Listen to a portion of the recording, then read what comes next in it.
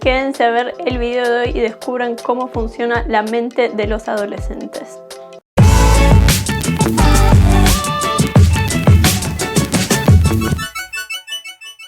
Hola a todos, bienvenidos a CuriosityCam. Hoy vamos a estar viendo los aspectos básicos del funcionamiento psicológico de los adolescentes.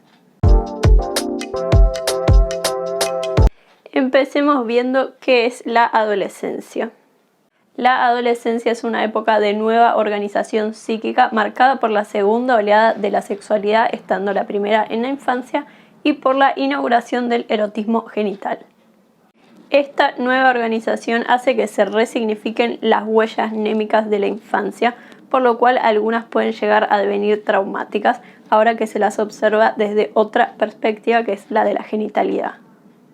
La pubertad es el conjunto de hechos biológicos que da el puntapié para que se inicien los trabajos psíquicos de la adolescencia. Estos trabajos psíquicos son los 3 duelos que debe atravesar el adolescente.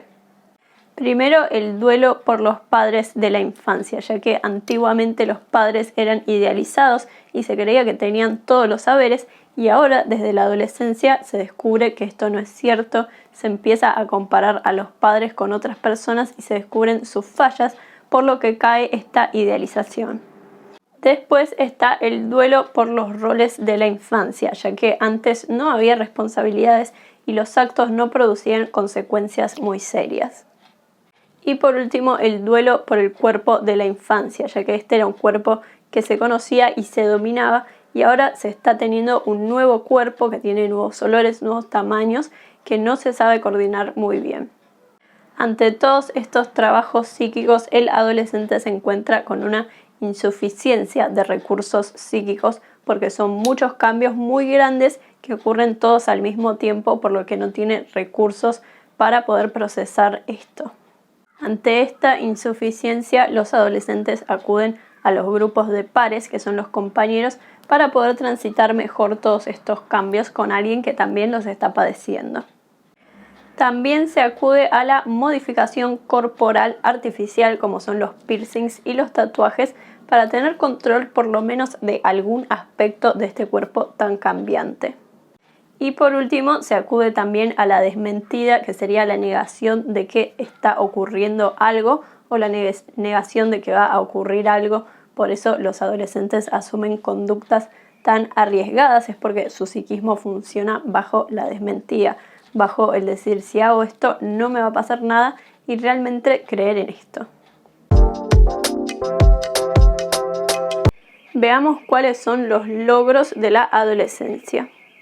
La adolescencia culmina con el hallazgo del objeto exogámico y el deshacimiento de la autoridad de los padres. El hallazgo del objeto exogámico se da gracias a que se desidealizó a los padres, a que se sepultó el Edipo, por lo que los padres ya no son más el objeto de amor y ahora se puede buscar amor por fuera de la familia. Veamos ahora las mayores diferencias que hay entre la infancia y la adolescencia. En la infancia predominaba el autoerotismo y las pulsiones parciales, por lo cual la satisfacción era por zonas erógenas. En la adolescencia todas las pulsiones están subordinadas al primado genital. En la infancia había una primacía fálica, por lo cual la polaridad era fálico-castrado. En la adolescencia se entiende la polaridad masculino-femenino. En la infancia se da el primer tiempo de la conflictiva edípica, donde los padres son el objeto de amor. En la adolescencia se da el segundo tiempo de la conflictiva edípica, marcado por la salida exogámica y el deshacimiento de la autoridad. Se dice que la adolescencia es la etapa donde cobra eficacia la condición histérica generalizada. El psiquismo funciona como una balanza, así cuando aumenta la tensión disminuye el placer. En esta balanza hay un punto límite que cuando la tensión lo supera se empieza a generar displacer. Cuando la tensión supera este punto se necesita una descarga que alivie esta tensión para que se termine de producir este displacer y se vuelva al equilibrio perfecto. Entonces se dice que la adolescencia es una condición histérica generalizada porque hay un desfase corporal anímico. Y si bien el cuerpo está preparado, el psiquismo aún no, y por eso se da este desfase. El adolescente se encuentra ante una imposibilidad de orgasmo que lleva a la regresión a la fase oral, por eso suele vérselos con chupetines, con cigarrillos o con botellas de alcohol, y también hay una regresión a la fase anal, por eso las tendencias a romper cosas y a ensuciar, lo que puede ser varias veces expresado mediante el vandalismo, como estos deseos de ensuciar y de destruir. Entonces el adolescente, ante todos estos trabajos psíquicos que no puede procesar, trata de liberar un poco de tensión y los expresa mediante estos actos compulsivos, como puede ser la necesidad de estar todo el tiempo mascando un chicle, o como también son las toxicomanías de necesitar todo el tiempo estar tomando alcohol o fumando un cigarrillo. Este mecanismo también se da en los adultos cuando hay algo que angustia de tal manera que no se puede poner en palabras, por lo tanto el cuerpo se presta para solucionar este conflicto, para expresar un poco de esta angustia sería mediante las toxicomanías en los adultos también. Ahora veamos qué es el síndrome normal de la adolescencia. 1. Los adolescentes están marcados por esta búsqueda de identidad. Por eso suelen varias veces cambiar de imagen porque están tratando de descubrir quiénes son. 2. Los adolescentes tienen una tendencia grupal porque se apoyan en su grupo de pares para procesar los trabajos psíquicos de la adolescencia. Por eso suele verse siempre a los adolescentes en grupos. 3. Hay una tendencia al fantaseo y a las crisis religiosas. Por eso muchos adolescentes al llegar a la adolescencia se autoproclaman ateos porque empiezan a dudar de todo lo que los constituye. 4. Tienen una desubicación temporal porque están guiados por el principio del placer, por lo que pueden estar horas haciendo lo mismo sin darse cuenta del paso del tiempo. 5. Hay una evolución sexual manifiesta y una actitud social reivindicadora como parte de este dudar de todo. 6. Hay una separación de los padres como resultado de la caída del ideal. Y 7. Hay una intelectualización del conflicto, por eso los adolescentes pueden estar discutiendo sobre lo mismo durante horas, así como por ejemplo podrían estar horas discutiendo cuál sería el mejor color para el buzo de egresados, debido a que se analizan todos los pros y los contras de todos los colores existentes. Los adolescentes se encuentran en una estasis libidinal, es decir, no pueden tramitar psíquicamente lo que les está sucediendo. Ante esta estasis se produce un pasaje al acto que puede ser mediante las toxicomanías, que ya fueron explicadas antes, mediante el suicidio y también mediante los psicosomatismos, que puede ser, por ejemplo, que un adolescente no quiera ir a la escuela y esto realmente le cause dolor de estómago.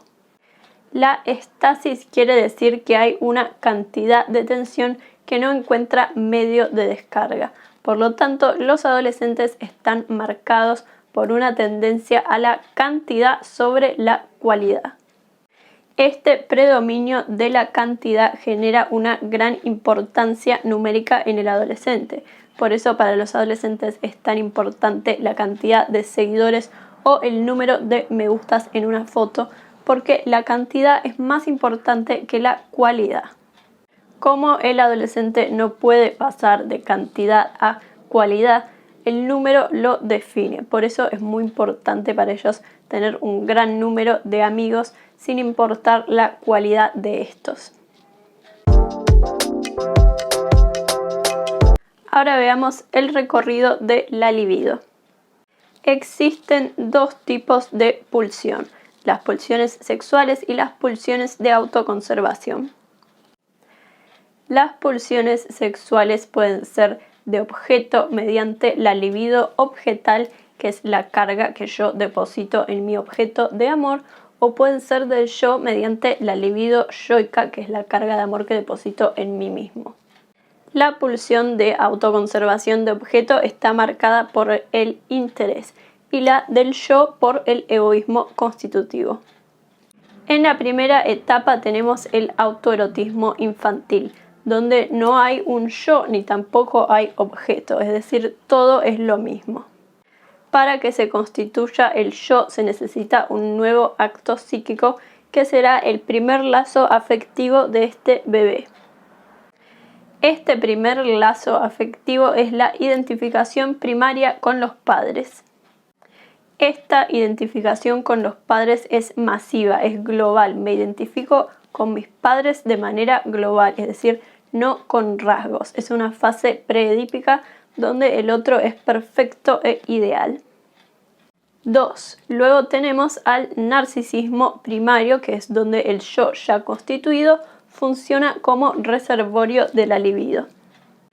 En esta fase la existencia está basada en la existencia del otro porque el niño está identificado de manera global con los padres. Esta identificación con un modelo ideal hace que el yo también sea ideal, por lo que es un momento de completud.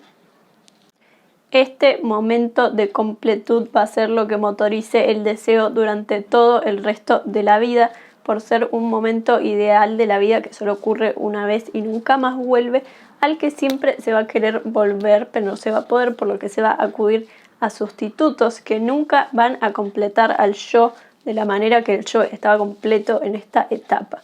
Por eso Lacan decía que el deseo siempre es deseo de otra cosa, porque podemos creer que al alcanzar el deseo de recibirnos vamos a estar completos como en esta etapa. Sin embargo, nos recibimos y esto no colma esta falta estructural, por lo que se vuelve a desear otra cosa. Entonces el deseo es siempre deseo de otra cosa.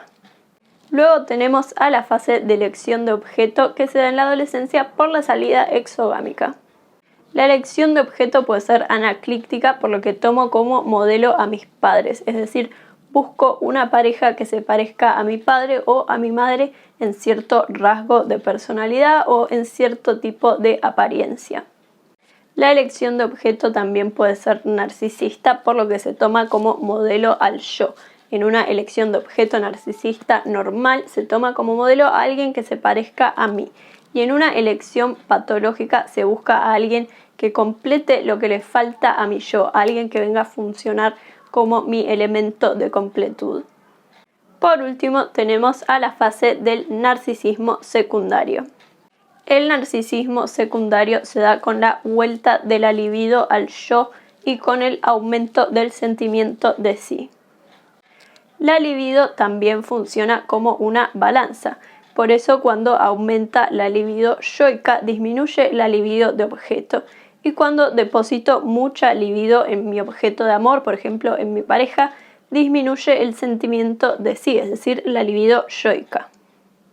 Cuando yo deposito mucha libido en mi pareja y esta relación no funciona, la libido vuelve al yo porque ya deja de estar en el objeto y así se produce el narcisismo secundario, que sería la vuelta a la libido de la libido al yo. El narcisismo secundario que se da en la adolescencia es el retiro de la libido objetal que estaba en los padres como objeto de amor idealizado, que regresa al yo permitiendo ahora una identificación secundaria. La identificación secundaria es del orden del tener, es decir, con el sepultamiento del Edipo, cuando el niño pasa a entender que no puede ser el objeto de amor, por ejemplo, de su padre, porque el objeto de amor de su padre ya es su madre, por lo tanto él no puede ser, entonces quiere tener algún rasgo de este padre. De esta forma se asumen como propios rasgos de personalidad de los padres, ya que como no puedo ser el objeto de amor, quiero tener algo de este objeto de amor que serían rasgos de personalidad. Por eso algunos niños son tan parecidos en la personalidad de sus padres. ¿Qué tienen en común el yo infantil y el yo adolescente? Ambos tienen un cuerpo fragmentado. El yo infantil porque aún está conociendo su cuerpo, aún está formando su imagen, y el adolescente porque este cuerpo trae un nuevo funcionamiento que lo descoordina y por lo tanto tiene que hacer nuevos trabajos psíquicos para volver a unirlo. Esto se expresa mediante la tendencia de los adolescentes de decir que no les gusta una determinada parte del cuerpo, por ejemplo, decir que no me gusta mi nariz, entendiendo a esta como una parte fragmentada, no como algo que constituye a mi yo entero y unificado.